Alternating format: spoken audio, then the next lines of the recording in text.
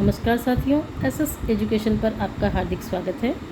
आज हम स्वरों के भेदों को जीवा के भाग के आधार पर और मुखाकृति के आधार पर समझने का प्रयास करेंगे, क्योंकि इस प्रकार के प्रश्न जब हमारे प्रश्न पत्र में आते हैं तो उस समय हम इनको कई बार आते हुए भी गलत कर देते हैं। तो हम इसको इस प्रकार से सरलता से समझने का प्रयास करेंगे कि हमारी ये जो प्रश्न है ये गलत ना हो। तो देखिए, जीवा के भाग के आधार पर स्वर के भेद तो ये होते हैं 3: अग्रस्वर, मध्य स्वर और पश्च स्वर।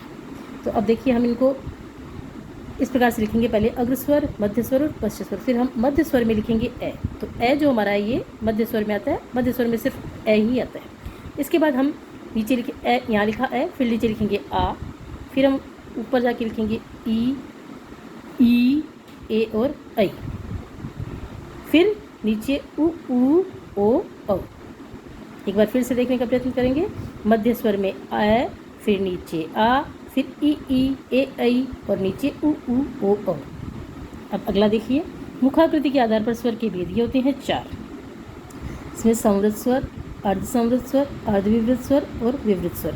हम इनको इसी क्रम से लिखेंगे: संवृत, अर्धसंवृत, अर्धविवृत और विवृत। फिर देखिए, सबसे पहले हम अर्धविवृत में लिखेंगे ए, फिर विवृत में आ। सबसे पहले तीसरे नंबर पर अर्धविवृत है, इसमें हमने लिखा ए, फिर आ, फिर ऊपर चलेंगे ई, उ, फिर ए, ऐ, ओ, औ।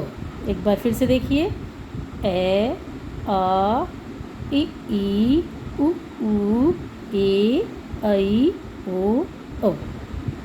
इस प्रकार से यदि हमने इसको सही तरीके से समझ लिया तो हम अपने प्रश्नों को आसानी से हल कर पाएंगे। धन्यवाद।